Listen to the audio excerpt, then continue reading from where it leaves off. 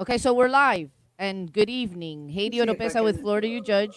Uh, Somebody, I'm hearing groans or moans. What's going on? Nina, are you Not me. okay? Not me, I promise.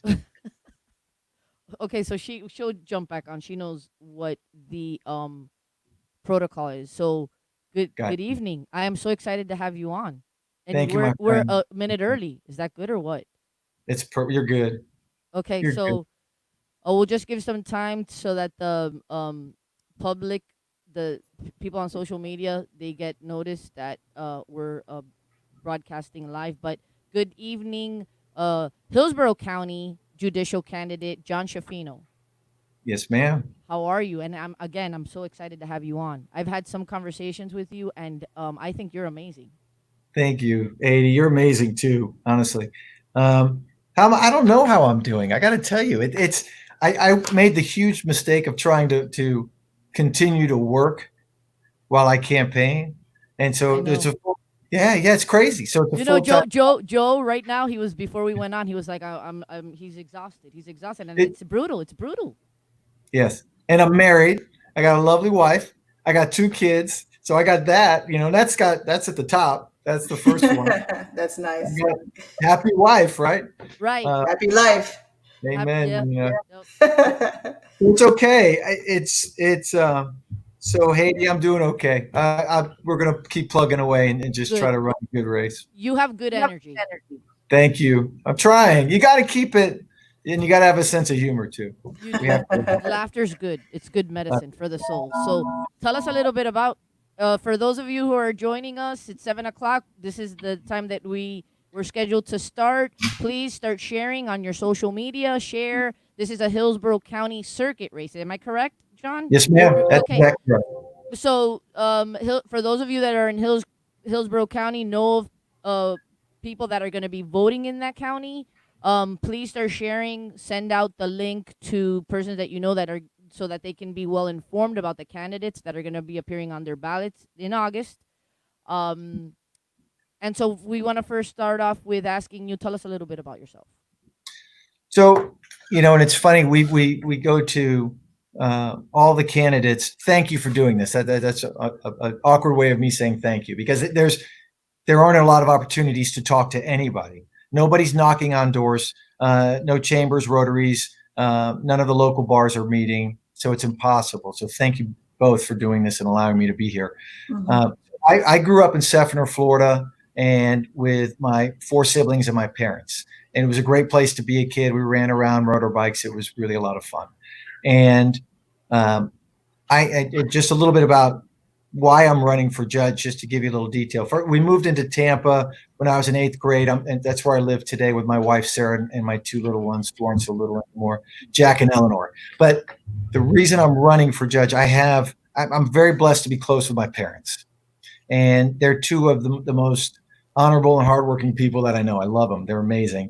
And they come from very humble backgrounds, very modest backgrounds, the first in their families to go to school, and they had to work to get themselves through school, apply for scholarships, and they did all that.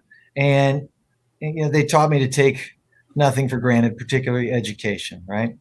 And through their actions, through their words, throughout their life, they taught me and my siblings to do everything we do in our lives, in our profession, whatever, with empathy, compassion, hard work, integrity, humility, and we try to do that. And here's the part that gets to that this isn't. I'm not just speechifying. There's really a reason. The judge part. They were also great public servants. They serve their communities and our community in a bunch of different ways. That's And awesome. and exactly. And Nina, what happened is it. And again, they didn't beat it into our heads, but they taught us that this has to be part of your life. So it becomes part of our DNA. And, Mhm. and and I've been trying for the last 25 years to do that in my community. So I'm modeling that behavior for my little ones. And I Mhm. want them to do the same thing.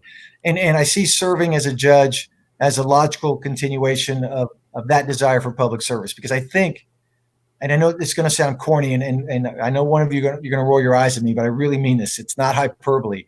I think our court, when operating properly, I think it's a sacred institution, and it's a critical public service. it safeguards the rights of every individual, right? That's what it should do. Right. No Yes. matter where they come from, no matter who they know, no matter who they worship, their rights need to be safeguarded. The courts can write injustices, and they should write injustices, and they protect our form of government, and they frankly they keep in check the powers of government, right? We're Right. an equal branch, and so I think it would be, I mean, what a humbling opportunity and what a privilege it would be to be part of that. And this isn't about power. It's not about the robe, and it's not about the gavel. Haiti, it's honestly, public service has been part of my DNA, and that's I think this is a logical continuation of that. You know what? I'm glad that you say that and that you're on I love that. the I record. love that. Like as we say to use a term Thank from you, our Jen. legal system, you're on the record saying that it's not about power, it's about serving. And serving the ideals that we're about this country, right? Justice equal for Right. everyone. Right. Giving Exactly. government is important, but it has its limitations, and we're supposed to be able to have due process, right? Yes, ma'am. Yeah. The government is created for us to be able to pursue life, liberty, happiness, right? Justice. So justice, yeah, justice for all. But And yeah, I really like your.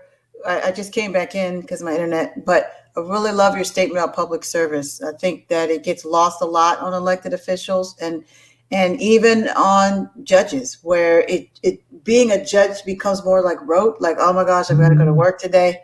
And okay, let me just see how quick I can get rid of this docket, instead of seeing the fact that you are serving every single person that comes in your courtroom.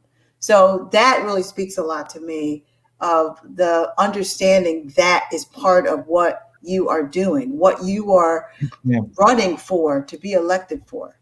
It is without, and and again, I know sometimes I say things and it sounds corny, and in Haiti, she even laughed at me a little bit when I said it, but it's true, and I mean it. When it's easy for us to go to court, but when I'm lucky, I get to go to court quite a bit, and I don't try cases like criminal lawyers do. Yeah, I mean, you guys try cases, but I've got to try cases as a business lawyer, and when I go to court, I'm nervous. I'm still nervous. If I have a hearing on a motion to dismiss, I'm nervous. I just am. I get it. I've done it 100 times, more than that. But if so I'm nervous, and I've been in there hundreds and hundreds of times. Think about the poor litigant. Right. Thank you. Yes. Guys in their life, they're terrified. They're Yeah. terrified. And judges have to be sensitive to that. They have to be. Yeah. Yeah. Our that's great. credibility. And Nina, so the service part, it is, and what I hope voters will do, it's easy to say I'm service. I'm the service guy. I'll be the public servant. But what I hope voters will do, and I've been really impressed because I get a lot of emails and calls from folks who are looking, and take a look at what people have done over their career, and see what the service opportunities that they took advantage of. And you need to measure candidates about what they did. Words are, Oh, that's so good. right. I don't mean to be, and I'm not, and I know you're taking it away.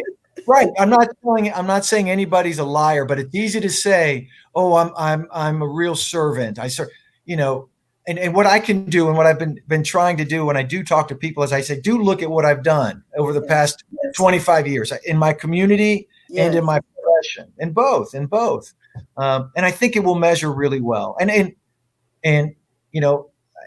if I talk too much, but I know you both will tell me to be quiet. But one of the things, No. The purpose is to hear from you. Come Yeah. on, this is great.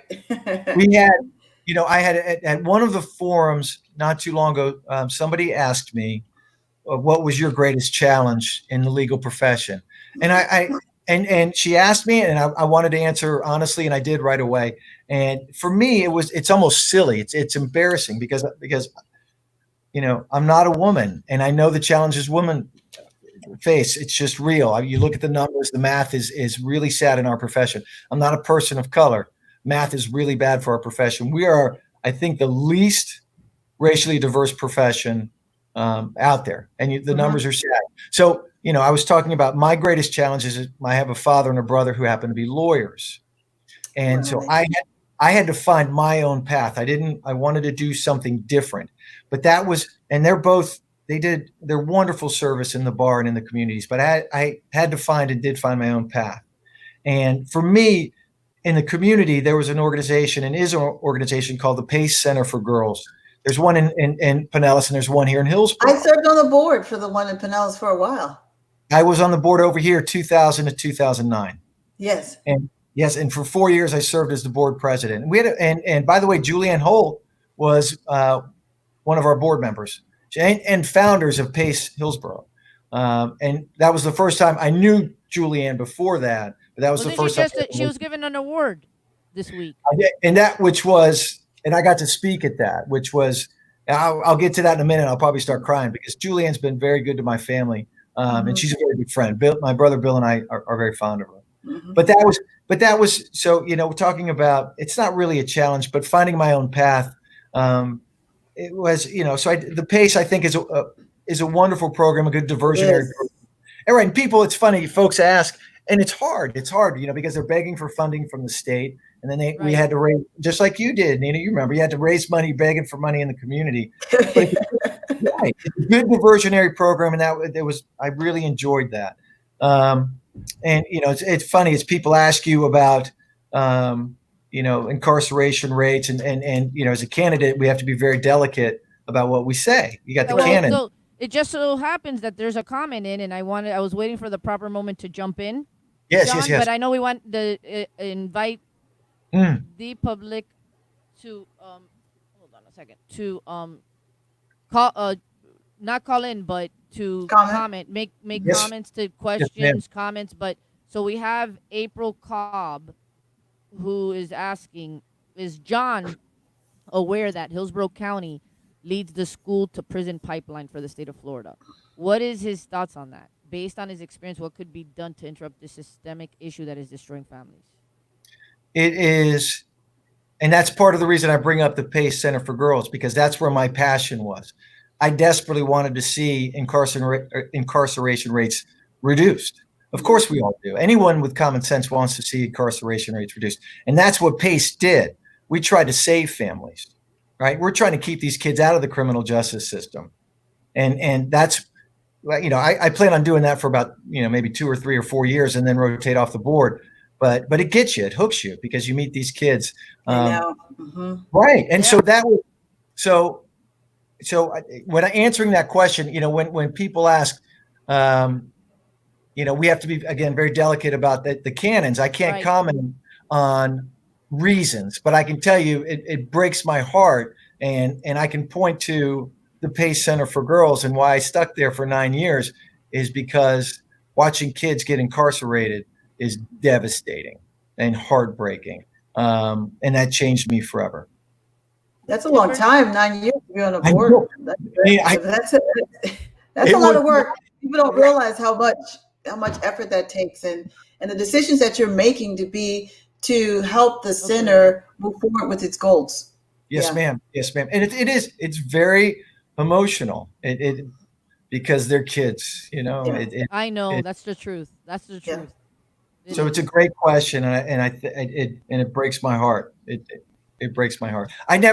There are great. I mean, I need to be careful. I was never a prosecutor, and prosecutors can make great judges. I'm not suggesting anything by it, but I've never been in those shoes. So I've never, that's never been part of my mindset as a lawyer. Is to be a zealous advocate for the state and to go get a conviction. That's never been something that I've done. Have you ever done criminal defense? The only defense I did was I worked for 2 really smart lawyers years ago. David Weinstein did environmental criminal defense, and Rob Williams did healthcare criminal defense, plus a big, robust business practices. So I would help them in their cases, but I was not in the trenches. I was the guy second chair sitting there, handing the big dog the books and sliding the cases. So I've never been, and I would never suggest that I've done criminal defense like Katie, like you have, and Nina, I'm sure you have as well. Yes. You've done in the trenches work, and I wouldn't pretend. And I know that, and I hope that's not a negative, for some voters that have only got a modest bit of experience there.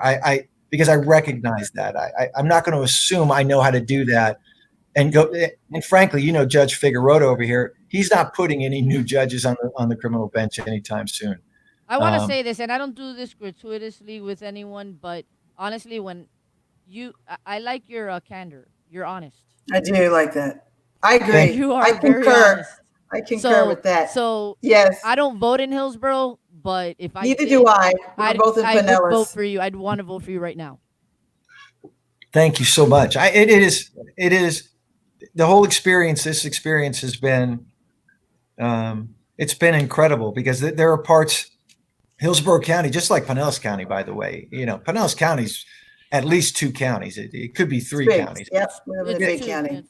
And so here we're doing the same thing. We're trying to get around the county as much as we can.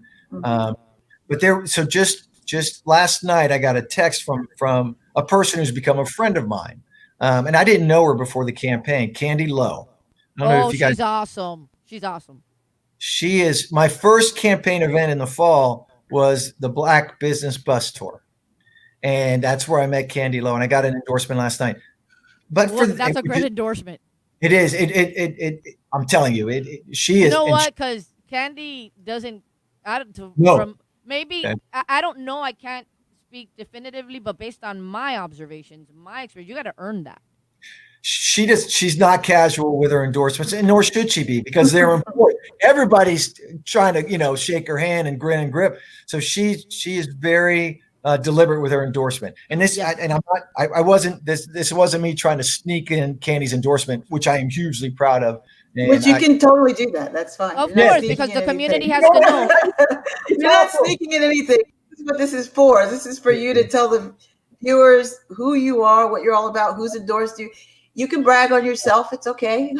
You know who's also very awesome, that's in the community and is a wonderful photographer, the go-to person from politicians, candidates, Kimberly DeFalco. Hi, John. Wow. She's awesome. You know her, Nina? Do you? I don't know if good. I do. Oh, you gotta meet her. You gotta make the intro. She's okay. She's for real, and what's going to historically people are going to look back at this time in our community, and it will be Kim who documented it. They'll be looking at her picture and she will be the documentarian of this time, because she is always in the right spot, and she's fearless, and she takes beautiful pictures. She even makes me look good. Yeah, she makes me, which is a challenge. Little furry face, gray hair. No, come on. You're a handsome gent. And you know what? Goodness. You are. I listen. I've had an opportunity to interact with you, a few times already, and I can sense in my gut you're the real deal. You're good. You're gonna. And I look forward to meeting you in person. You already have a winsome personality. So. You do. You're real. We're totally buttering him up, but you. No, listen. I wouldn't say that if I didn't mean it. I wouldn't. You're right, Nina. Am I being true? It's true. It's true. Yeah. Well, I'll tell you, this is a different.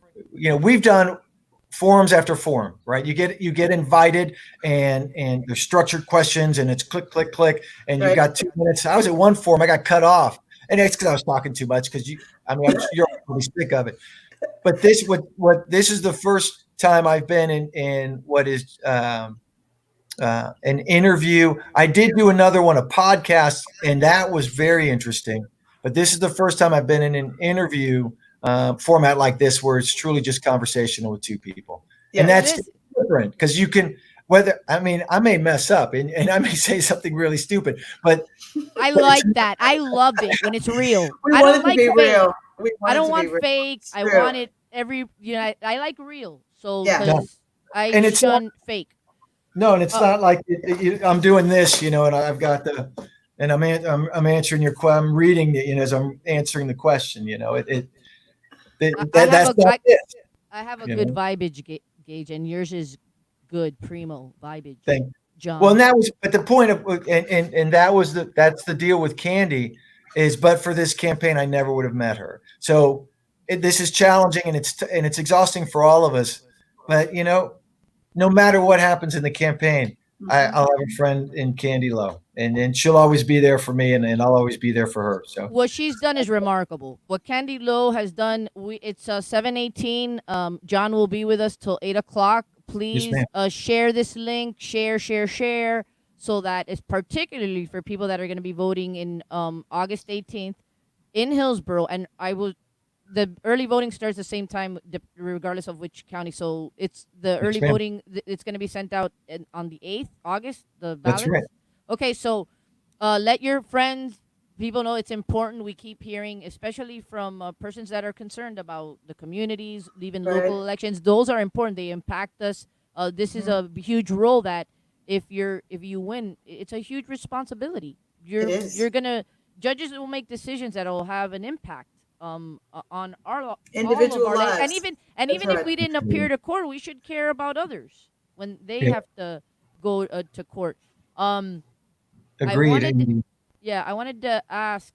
There's some Petra Justice just wrote. I'm an attorney at Banker Lopez in Tampa, and many attorneys at my firm have voiced that John SCHIFINO is the clear choice for judge. Not a surprise. You are. I think that you're one of the most impressive candidates. I've been doing this for how long, Nina? Have we been doing like interviews and stuff like for 4 or 5 years? Something around there, yeah. And you're at the top of the list of impressive candidates. Thank you. Yeah. That's high praise too, coming from Petra. She's very highly regarded at a highly regarded firm. So that's the stuff that humbles you. That's like a punch in the face. So to hear that from people like her is shocking and appreciated. That's amazing. Thank you, Petra, for tuning in and weighing in. But again, Candy Low, her as a community leader, servant, it's amazing. If I gotta do the intro with her too, Nina, because what she's done in 14 years, and 12 at least, maybe 14. Tea and Conversation, Black Business Tour. Oh, look, Kimberly DeFalco just said, I agree, John has my vote. And listen, Kimberly, that's salt of the earth. That's a good woman right there. She knows. So that's great. That's a great endorsement, John. Kimberly DeFalco. Yeah, he's giving you. Yeah, so Candy Low, she's taken so much time to create something amazing of community. Listen, when you go into public office, the term is public servant. That's right. So Yes, you're ma'am. just clocking in, doing a job. It's important that you stay in the community, breaking bread, talking, knowing the pulse of the community, and engaging the people that you're serving. How important is that? You already have a history of that you've proven. Sometimes community members, they feel like, wow, we just know candidates when they file, but then after they win or lose, they disappear. They don't stay here. I think it and again, like Nina's Candy Low just doing it. Candy Low says yes with how many exclamation marks? Like 5? 1, 2, 3, 4, 5. I think is that 4 or 5? I can't tell. Thank you, Candy, for tuning in. Yeah, she's for real. So she is, and she's a lot. I'll tell you what she's done for the community is fantastic. But she never hesitates to make time. So, I mean, really, she does. If you're authentic and you're genuine, she knows that. And if you have questions, she'll make time for you. And all she wants you to be is authentic. That's it. She's commented again. I think it's worthy to be able to put this because it's true. I've seen it. Yes. She says, yes, very few stay around in the Black community. Look, I interviewed both current judge Robin Fuson and current judge Jack Gutman. And I always make it a point because of that. I say, so tell me about community involvement, what you've done before. And I try to get candidates to commit to, so if you win, are you going to stay around? And those two, they've stayed around. They walk the walk. They walk the walk. I agree. without a doubt. And let me tell you, there's a lot of reasons that I will, because, and again, I always invite people to look at what I've done over the past 25 years. There's no way, frankly, I'd go crazy because I have to do that. I have to serve my profession. I have to serve my community. I'll go nuts if I don't.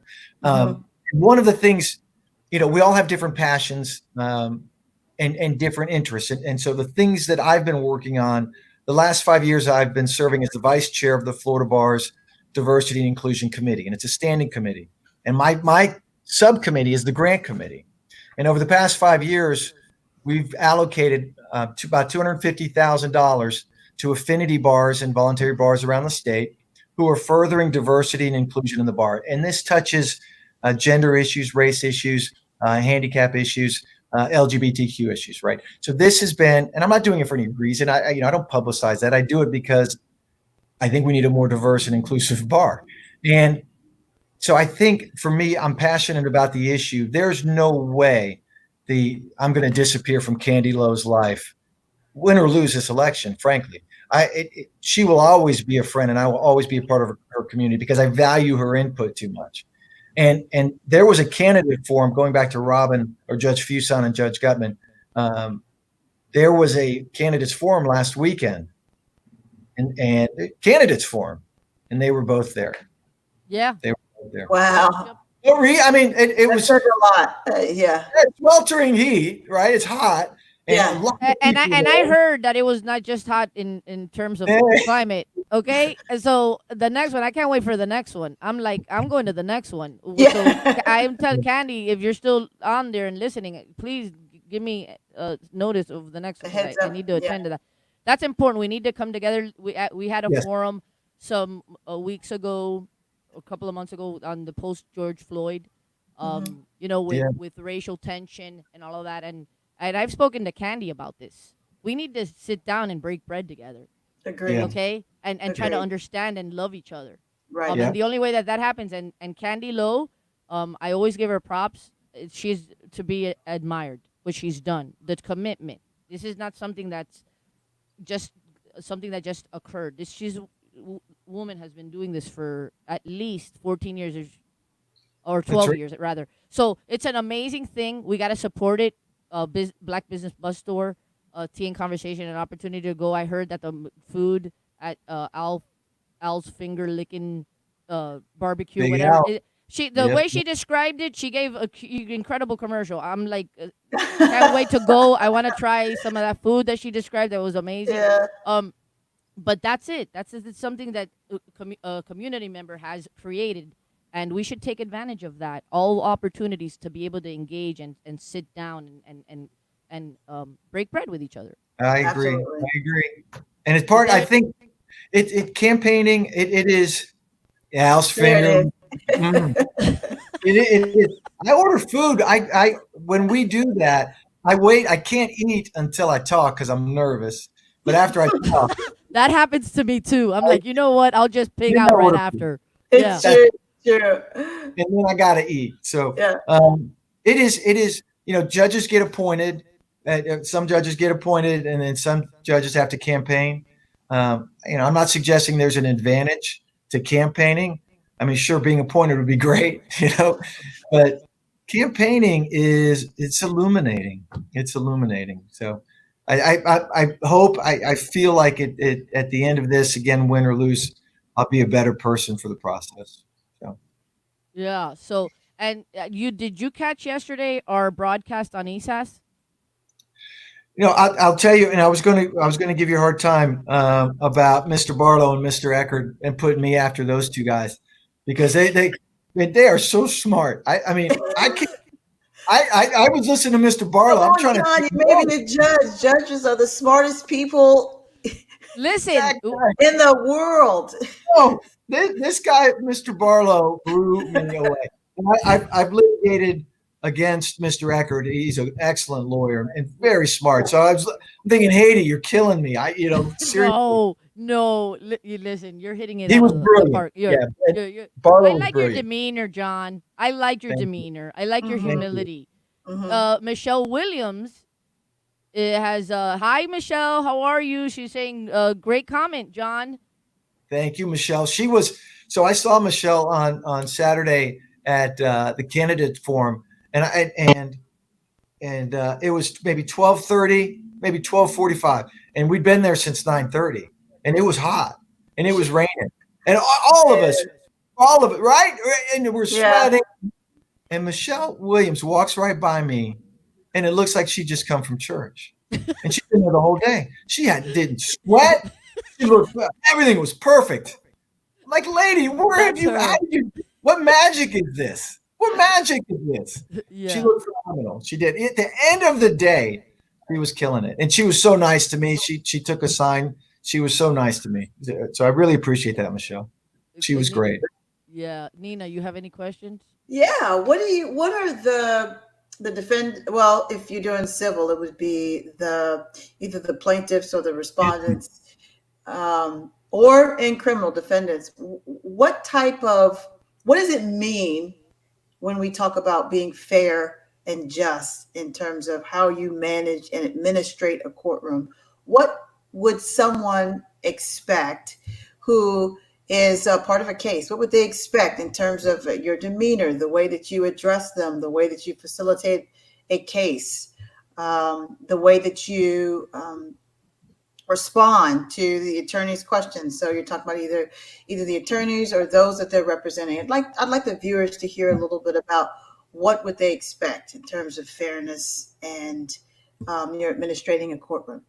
That's a wow kind of question. It's a great question though, because we've all been in front of judges, and we've all been in front of judges who, where it's been a challenge. I want to say that I don't want to. I'm not going to demean the bench at all, but what I expect when I go to court is I hope that the judge will treat me and my client with respect, because my client's terrified. My client is indignant. He or she, they're being sued or suing, and they're confused.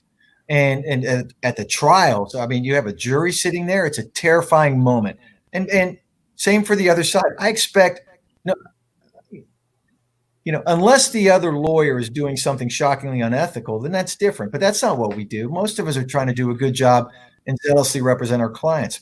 But my hope and what I would do, and I've seen judges, and there are judges who I've tried cases in front of that I would try to emulate, because they pre-tried the case efficiently, narrowed the issues. We got only once have I appealed a jury instruction issue, but most of the times we get together on jury instructions and it's okay. So if I'm sitting on the bench, I'm treating all counsel with respect. But I'll tell you this, and if there's a lawyer who is behaving unethically, I'm not going to have a lot of patience for that, because it's not fair to the client or the system. That's a terrible thing. But I'm not going to have like a short fuse on it, but I'll deal with the issue. But particularly with everyone in the courtroom, the jury, the bailiffs, the court reporter.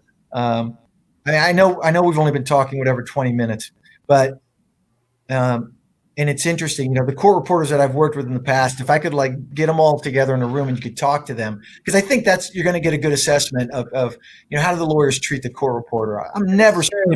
Right. Because, sometimes, and I've seen it where court reporters they're dismissed and they're treated poorly, and that's really not fair. But I think if you had them in a room and asked them the question, they're going to say, this guy's a nice guy. He's a smart lawyer. He treats deponents. And I do that, even in the most contentious cases, I'm going to treat the deponent with respect. As a human being, I'm trying to get the truth. I'm zealously advocating. But I think the court reporters too, they would tell you that this is a judge who would treat everybody with respect. He would facilitate the process. He's decisive, because I am. I would move quickly, and we would. I'm not Haiti might say something different. She sent me an email, and I kind of lollygagged getting back to her. So I'm sorry about lollygagging. It took me a little bit, but you know what? Right. That is the truth. That's the truth, and it's because I'm doing so many things, and I need to get things done. And so she's moving. She gave you some grace. She gave you some grace. She did. And he's humble, so it was easy. Today, I would be a judge who, and again, they're just words. It's easy for candidates to say this, but I would be a judge who would move quickly and be decisive. I have had cases where, and the unfortunate situation where it takes judges years to rule, and that's a terrible, terrible thing for a client because they don't understand that. Right. I just want my day in court. I want it to be resolved, and we would have dispositive motions pending for a very, very, very long time. And I would never do that because I know the impact that it's very personal to me. I know how impactful that is for a client to be left hanging in a case. So I would be a decisive judge who moves quickly, and I could promise everyone who appears in my court they will be treated respectfully and as human beings. Okay, so Candy has a question. The use of discretion as a judge, what is your take on that? I talk to judges about this, and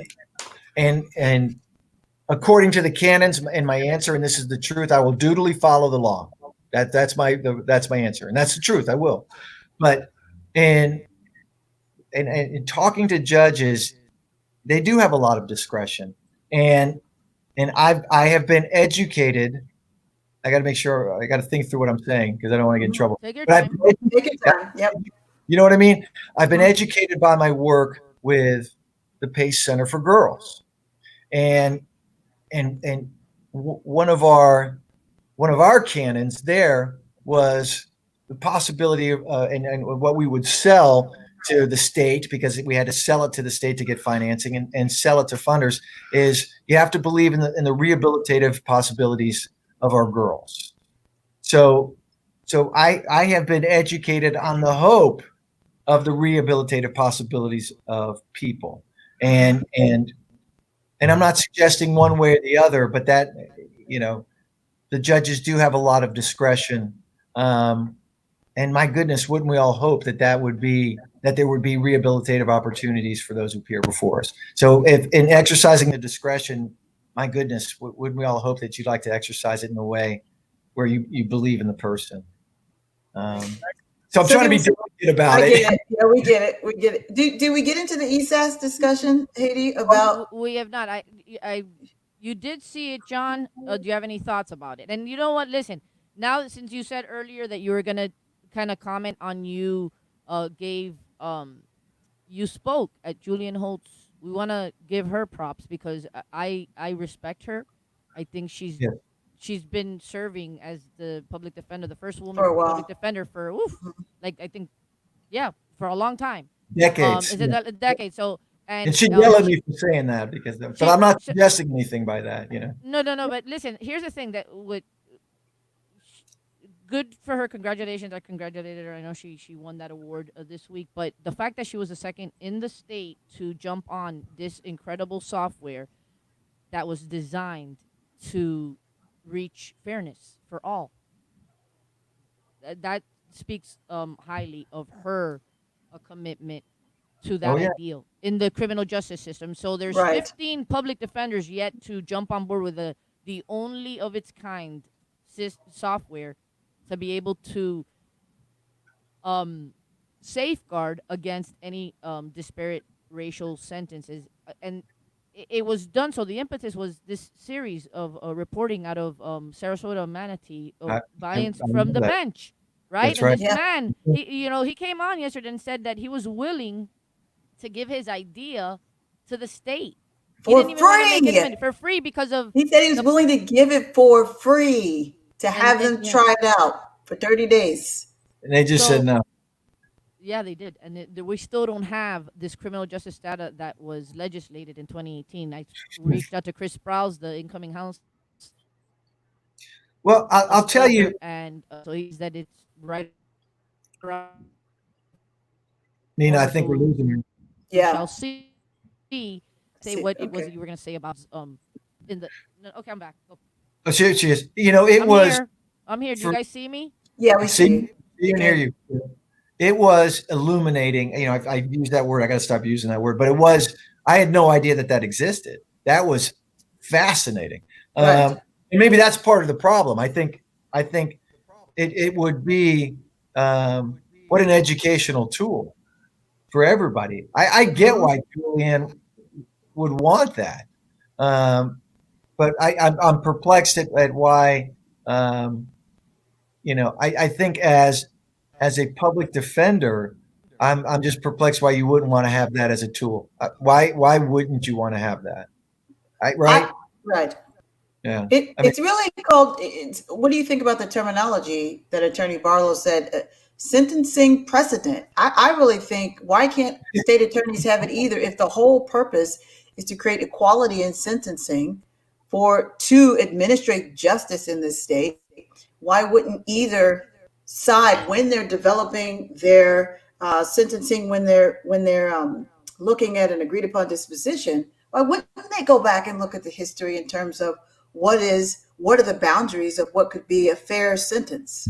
I can't, I can't fathom a reason why not, Nina. I don't know why not.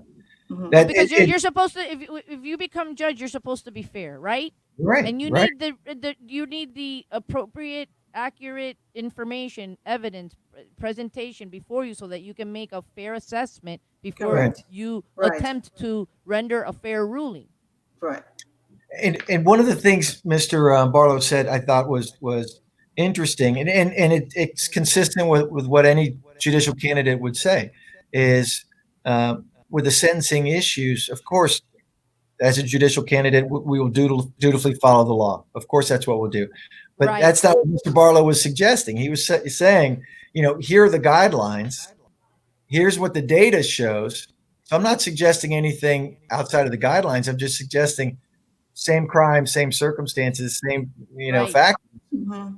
Why isn't it 7.9 years for him and 7.9 for her? Those are within the guideline. Right. But why is it their consistency? So I mean, I get that. It was, And you know what? thing. I'm sorry. Listen, I like the fact that you said we're supposed to, as lawyers. You a little while ago, John, you said that you certainly don't want to bash the bench. Of course not. And overall, I love and support our judges in the Tampa Bay area. I think we have wonderful judges that I really believe they want to do the right thing, and we're called to, as members of the bar and as lawyers, with the incredible privilege that we've been given to be able to practice law, that we're supposed to, every time that we get, defend the honor of good judges. Yes, here. Also, we want to encourage and foster confidence for the public to be able to see, Correct. you know what, this is a good system. It's not perfect, but they're trying to be better. Right. They're trying to be better. I agree. I agree. The strength of the bench, I'll tell you, it is, it's complicated for the bench because we don't have the power of the purse. We don't execute any laws. We don't do that. Mm-hmm. We need the confidence of the citizens we serve, or else we weaken the bench. We have to have the confidence of the people we serve, and we need to be humble, and we need to be just, and we need to be fair. Yeah. I think what this also does is, you come up with a good point. I love what you're saying about the type of judge you will be, how you will manage your courtroom. But as attorneys, Hedy and I, we go in various different courtrooms, and every judge is different. Mm-hmm. We also know too, well, what will this judge sentence in this similar situated case, and what will that judge sentence? In other words, we can't pick the judges, but we wish we could sometimes, because we know that in this particular judge's courtroom, that this judge sentences fairly in this particular case. So what this system would do is it would level out it will precipitate justice and fairness in every courtroom, and it doesn't matter whose courtroom we're going into. Some judges have a reputation of slamming defendants regardless of what the case. You just know you're going to get a lot of years in that case, whereas if you're in another judge's courtroom, you're not. That's an issue. You know what? That's true. That's true. Yeah. Because I've called people, lawyers have called me, hey, what can you tell me about that judge? What if my client goes to trial and loses?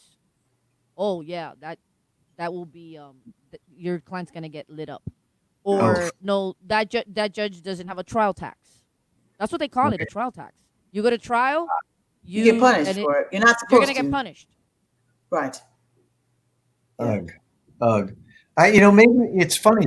They have for judges, they have like a judges. I know, ugh. That's what I say.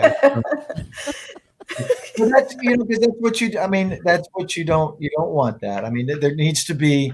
It has to be just and fair. Because that's the public will see that. They should. The public should see that. So because they're gonna start comparing. They're gonna start comparing. Like, well, why did my son get this and this person get? Yeah. Right. I know. But so I thought it was brilliant, and I think whether the state, I think it's an idea, and maybe it scares. Evidently, it scares some people, but I think it's an idea that's going to. I think it's what's the metaphors? The horse is out of the barn. Yes. I think it's gonna. I'm with you there. I'm with you there. I think it's already. Yeah. Yes. It's gaining momentum. It's gaining momentum. Yes. So it's 7. Oh, I'm sorry. Go, John. No, John, go. Yeah. Well, I'm wondering, if it, how would you use it in an evidentiary capacity if you could? I mean, I get it. The prosecutors have it and the public defender has it. They pull up the numbers. I mean, think of it, that's very productive. They could both look at the same chart and the same data, and it wouldn't take them a long time to get. But what if they can't? I wonder if you could get that data. How do you get that data before a judge in sentencing? Can you just submit I think it? that the way that is done is that the departure statute, right? Yeah. It's not an all exhaustive list, Right. Mm-hmm. So they would, under an equal protection argument, say we're Fascinating. asking Your Honor to take Yes. notice of this and Judicial notice. grant a Mhm. departure based on right. How about that? Yeah. So it's amazing. So it's 7:45. We have 15 minutes left. We're encouraging you.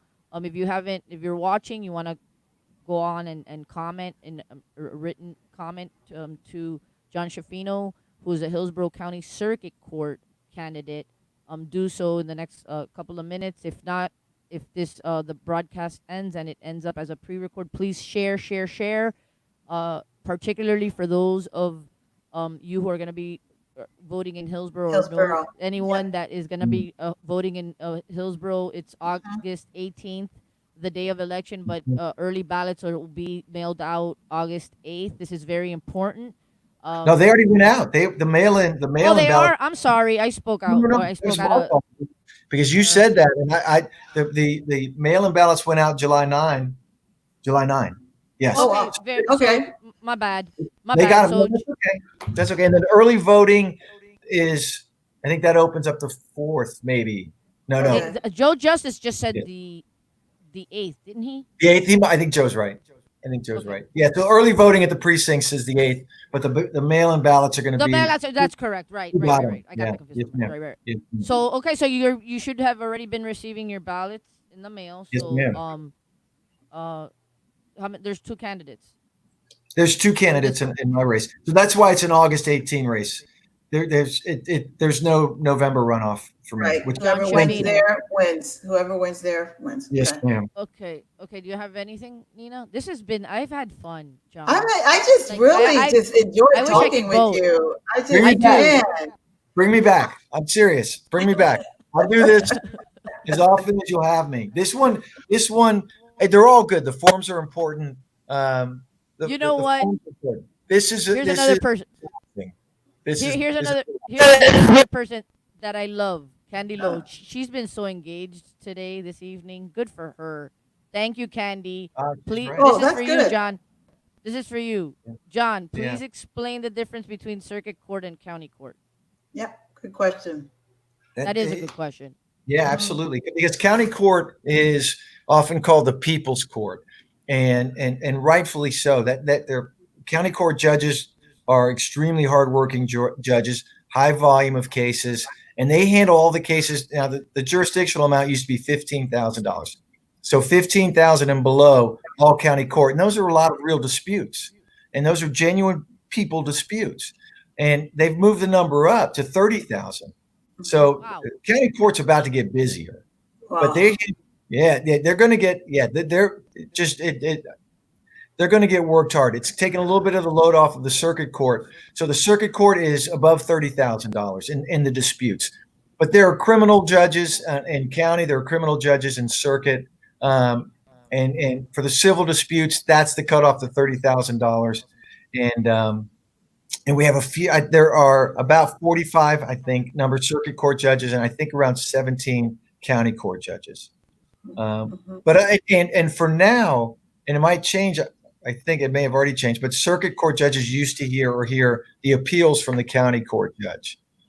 But I think that's changing, and I think the county court judge appeals are going to go straight up to the appellate courts, which are right above us. Wow, that's interesting. I didn't know that. Did you? Yeah, I didn't know that. No, I didn't. They're talking about doing that and cutting out the circuit court. Yeah. Wow. I know. That's interesting. I know. And I've had a couple of appeals to the circuit court. I mean, it's a long time ago, but it was fun. And the circuit court I have judge. one now. Yeah, it was great. Is that going to be just Hillsborough, or is that Pinellas too? Is it just I think the whole state? It might be statewide. It might be statewide. Oh, Yeah. wow. And I bet in a year, you're going to see county court appeals going straight to the DCAs, the district courts. Wow. Wow. Are they going to have more judges up there? The second. I don't. Haiti, I don't know why they're not going to change the number of judges. I think they're taking the load off of the circuit court judges. Yeah. I mean, court judges are overworked, no doubt. They're overworked, but I think all the judges are overworked. So. But the circuit court judges, they're serious cases, so those shouldn't be necessarily right. Rushed. I mean, that's true. And they hang around longer too, as well. Yes, ma'am. Than the county cases. Yeah. No, you're right. I think you're it's right. a good thing. I think that's a good thing for that precise point that you just made. Yeah. It'll be okay. Some of the circuit judges might boo-hoo a little bit, but I think it'll be okay. Yeah. Yeah. So, anyways, it's 7:50. We have 10 minutes left, and what an incredible interview this has been. I've enjoyed it very much. I have very good instinct. I do, and I think you're the man for the job. Thank you so much, Haiti. Thank you. We're working. We're trying. We're trying to get the message out. I'll tell you, and this, you'll laugh. A year ago, I didn't even have Facebook. I had no social media presence at all. Sometimes it's not a bad thing to not have Facebook. Sometimes it's not a bad thing. I know. I have to take breaks sometimes. I know, yeah. But now I can't. Now it's digital marketing, and we try to get our name out as much as possible because a lot of people, particularly with COVID, they're all spending their time in front of their computer. We're moving into a totally different way of campaigning, I believe, with technology. It's totally different. I 100% agree with you. And people have said that to me, that this is a transitional campaign because it's forcing the candidates to campaign differently. Yeah. Nobody's but then more people can have access because all you got to do is turn on your computer and phone. You don't have to be at the forum, but you can tune into it and ask live questions or do call in like Haiti's doing, which is amazing. I love this setup here that she's done. She's incredible. I mean, Haiti, because of what she's doing, she's allowing many candidates to be seen by many people around the different counties that normally would not see them. Honestly, John, how many people go to these candidate forums? It's usually party people, or you don't have the voters that really go to these en masse. It just doesn't happen. This is even prior to COVID. I agree with you. This is Haiti, and I'm not saying this because it's at the end of the call. We're already friends. This is a great voter service, without a doubt. And it's a great service for the candidates too. So every candidate who gets the opportunity to talk, and it should be every one of them, because this is so valuable. There will be a fool to say no if you called and asked. I'm just telling you, be a fool. Thank you, John. Thank you, John. Petra, thanks to Petra Justice again for letting us know that you're correct. It did get changed so that appellate courts now have jurisdiction over county appeals. So, yep. Wow. And I want to ask this. We have a few minutes left. Zooming. I love Zooming. I love the Zoom. Seriously, I like technology. Listen, we can save time, money, right? Yes. Court security, not a lot of people. There's so much benefit that comes from being able to just Zoom. I happen to agree. Then it's not a trial. I Okay. happen to agree. It's going to change the way, no matter what. I think the way we practice law is changing because of Zoom. I can't imagine a judge, unless something's weird in the case, but could you imagine a judge calling you down to court for a CMC? Why do I need to go to a case management conference in person? Why wouldn't we Zoom that? Why? It's true. There's no UMC. If I got a discovery dispute, I'll tell you one thing happened a few weeks ago. I'm so glad you brought this up. I'm glad we have a couple of minutes. I had an evidentiary hearing the other day over here in front of Judge Barbas, and it rolled over for a 3-day, essentially over 3 days, and I think that's complicated. I think that gets to the other side where Zoom becomes a challenge because I was cross-examining a witness, and it's tough to really measure a witness when you're not in the room. And documents, we had 1,000 pages of documents for Yeah. But he did it. The judge did a great job, and he was able to, he weighed the evidence and he made a ruling. I think that's tough. I think that starts to get on the other side, but everything else on this side of that, I think you can effectively do with Zoom. And you know what else? Have you done a Zoom mediation? I've not. Yes. I've done a couple I've Zoom done depots. What do you think of that? What do you think of the That's the next thing I was going to say. Oh, no, wait. Actually, I misspoke. We did. Actually, yes, we did. It was good. Okay. We did it in a Tampa case recently. I like it, and I think I would for the deposition. I think a material witness in the case. If I feel like I'm cross-examining him, he's not a friendly or her. Mm-hmm.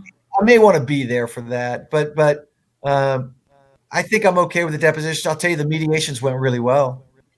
I've not done that, but the deposition was fine. We could see clearly the deponent, and it was fine. I agree. And the court screen shared. We were able to screen share evidence to ask the deponent about points about the. Oh wow! So, yeah. Mm-hmm. And Nina, we did that at the mediation in Haiti. The same thing. We would screen share when the lawyer did a nice job in his opening, and he had documents he wanted to show, and he did a screen share. So we were able to settle one of my Zoom mediations. We didn't settle, but the other few we've settled, and they should have settled. And the one that didn't settle, we shouldn't have settled. It wasn't going to work out. So I bet we see a lot of Zoom mediations going forward too. Okay, so if you want to ask anything else, we're about to wrap up, Nina. No, you've been excellent. It's been really a pleasure. We're enamored. Can you tell? Yeah. We're enamored, John. You won us over. And I can't say that enough. But we don't live in Hillsborough, but yeah. I know, but we're gonna tell everybody out there that we know that vote for John SCHIFINO. This was a fun hour, and it was it was a long week. I haven't laughed and smiled this much. Okay, if you added all up the smiles up for my whole week, they don't add up to what we did in the past hour. This was awesome. This was a breath of fresh air, and I appreciate it for so many reasons. So there's a couple more minutes, and we're gonna let you say whatever you wish to say to the voters in the last couple of minutes that we have. Thank you. So it is a privilege to be here talking with you and both of you. Thank you so much for allowing me this. I told you I was going to say it again and again, but it's true. We don't have these opportunities, so thank you. There are only so many things we can talk about, and in an hour, but I know voters have a lot of questions, and a lot more than the issues that I addressed in this hour. And there's only so much you can put on your webpage or your Facebook page. But so I don't say this lightly, and I mean it. Definitely look at the webpage. I have a robust Facebook page. We're busy. But if any voter ever has a question, and I sincerely mean this, call me on my cell. It's 813-727-8392. Call me, text me. Could you say that one more time? 813. Happy to. 727-8392. And text me or call me. This is judges we're public servants. We're public servants. So there you have it. It's 813 727-8392 is John SCHIFINO's cell. That's Yes, ma'am. pretty impressive that you're Yeah. giving that out so that the voters can contact you directly and engage you, interact with you, Be a privilege, get a Edie. little bit of personal feel. So what is your website? It's a completely uncreative, and you'll laugh at me. It's SCHIFINOforjudge.com. That's I fine. know. It needs to be simple. It does. That's good. That's the truth, Nina. That's what they say. Yeah, something they can Yeah. remember. SCHIFINO for Judge. And it's spelled out Is it FOR. forjudge.com? Yes, So ma'am. that is oh wait, I don't want to misspell this. So it's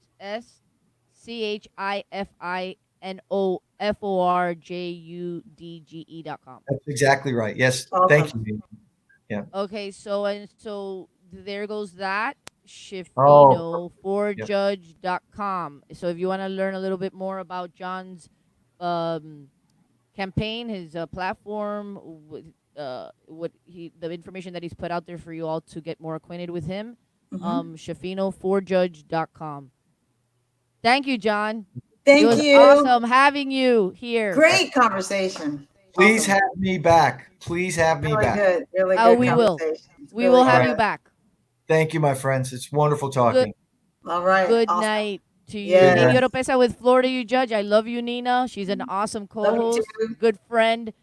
Um, She's amazing. till next time, we're gonna have a forum on Monday at 6 with Hillsborough State Attorney candidate, Yes. the current incumbent Andrew Warren, Mhm. and Mike Perotti, his challenger, and we're gonna be taking call-ins 6 p.m. this coming Monday. So look out for that.